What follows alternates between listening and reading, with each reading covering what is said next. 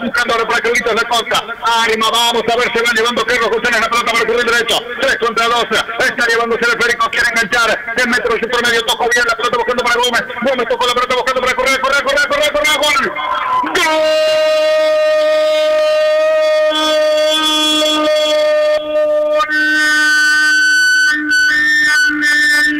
¡El Atlético San Juan!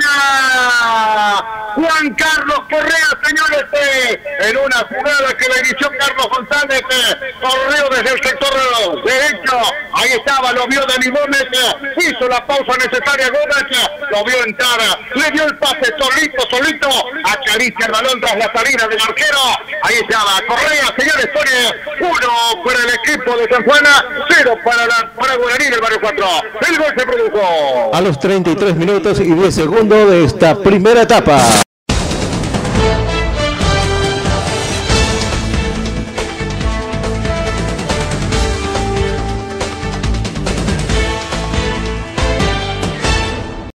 Promedio en su terreno, levanta la vista, mete el centro, rebote, impactó el árbitro, festeja el público, sigue el futbolista, vamos a ver, quedando otra vez ahora para quien, se va para Mascherano, saca la defensa, atención, se va para Winnie, puede rematar, tocó la pelota, se va al piso, penal,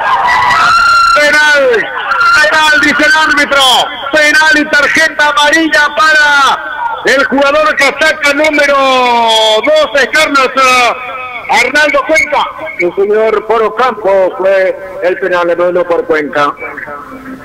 Bueno, vamos a ver qué pasó en esta jugada, señores. Otra polémica más, Carlos. El señor así es, bueno, vamos a ver el botín derecho. Vamos a ver en la raya, le dice el asistente del arquero también. Arnulfo Benítez autoriza. Toma carrera, se va Valentín, tiró. Tapó el arquero. Y sacó Cuenca la pelota, acá se le sacó. Tapó el arquero. Servín, Carlos. Bueno, casi otra vez Valentín Aguilera del rebote, pero casi se anticipa, quita la pelota al borde. Muy bien el arquero, hermano. Un pelotazo bien colocado. Tapó el arquero Servín de Atlético. Señora.